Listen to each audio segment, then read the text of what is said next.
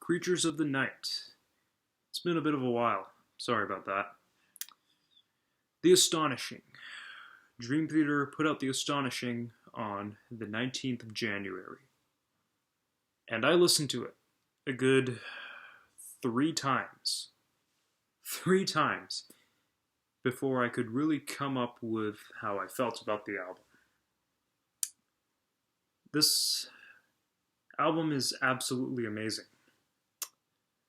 This album truly takes you on a journey much similar to a journey a movie would take you through with its cinematic like music. This is one of the biggest, greatest, most beautiful works of art I have listened to in a very long time, actually. Now, I'm not going to review the entire album, like every single track on this album, because there is 34 songs on this album. I kid you not. But also because I don't... Another reason I'm not going to review it track by track is because this is the kind of album where I don't really want to give too much away, especially on the really standout tracks on this album. It's an album, or like, I'll talk about the introduction, which for me is about the first maybe 4 or 5 songs, like how I like the songs that give me the impression on what the rest of the album is going to sound like and how much I'm going to enjoy it.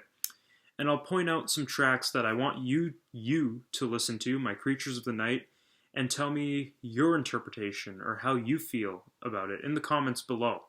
Because it's the kind of album that you really need to listen to on your own. But I will do somewhat of a review on it, a little bit in depth, but not too in depth. So we start off with this intro track. It's a quick little intro. It's very futuristic and cinematic. It almost felt like I was in a movie theater preparing for some kind of sci-fi or action film. It was really cool.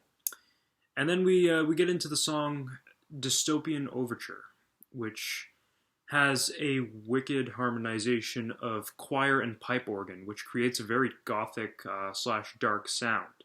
But it quickly jumps into a beautiful combination of piano and electric guitar. It's something I really didn't see coming.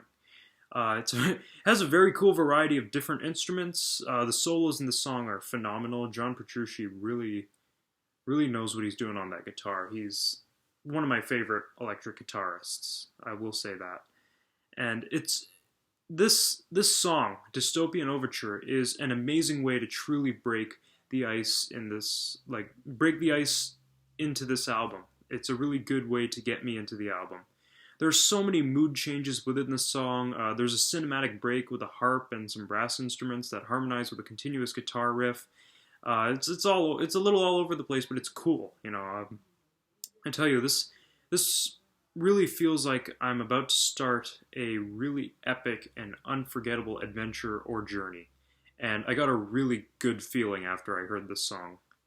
And an even better feeling when I got into the next song, which is The Gift of Music. It's truly an amazing song.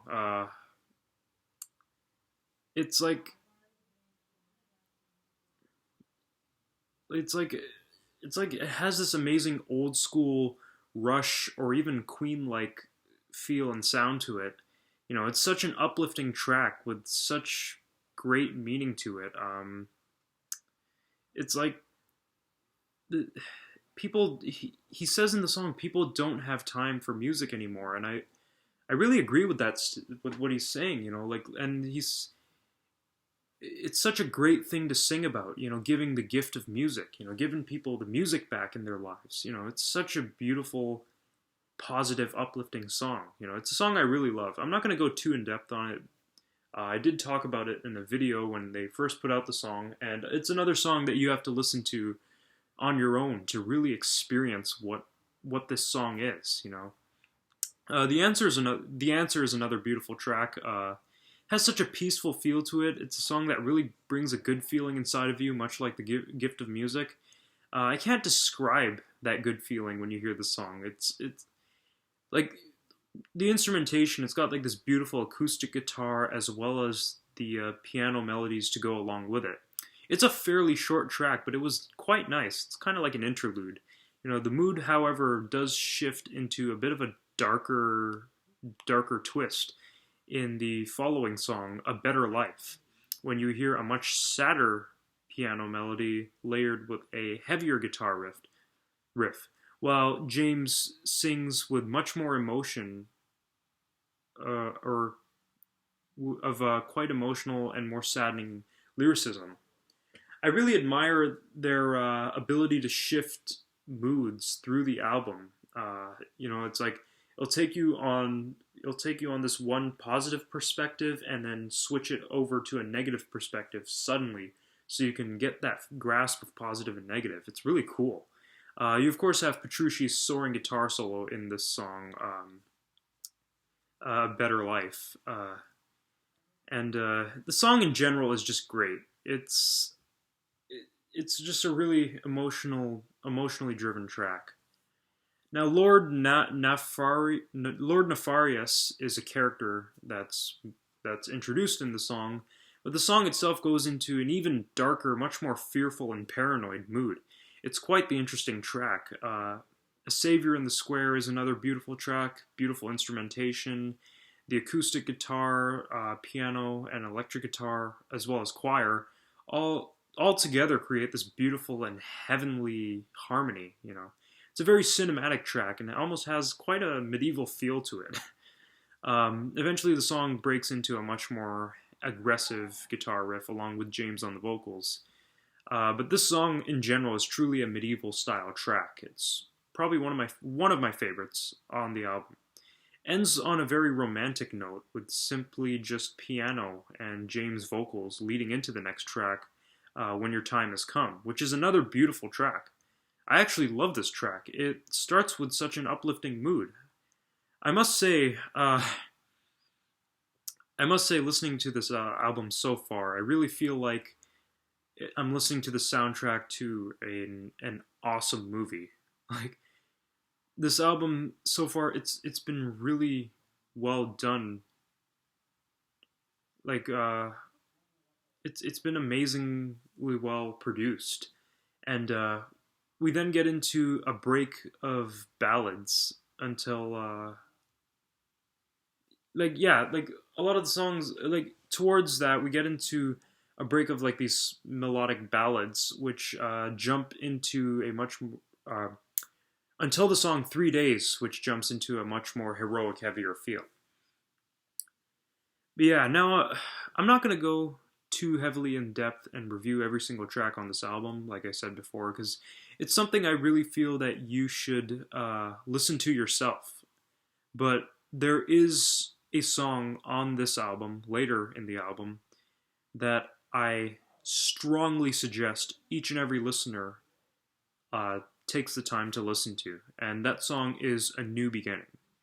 This song is probably one of the best Dream Theater songs I have ever heard, actually. It's an amazing track, but I'm not going to reveal too much of it to you guys because I really, really want you guys to listen to it yourselves and comment what you think, because this is a song that is highly dependent on the listener's interpretation and feel, or mood. There are a few other really standout amazing tracks on here, such as Hymn of a Thousand Voices. It's a beautiful track. There's also Heaven's Cove, Moment of Betrayal, and Raven's Cove. All of those songs they really stood out on the album and were songs that I felt really connected with me in a way.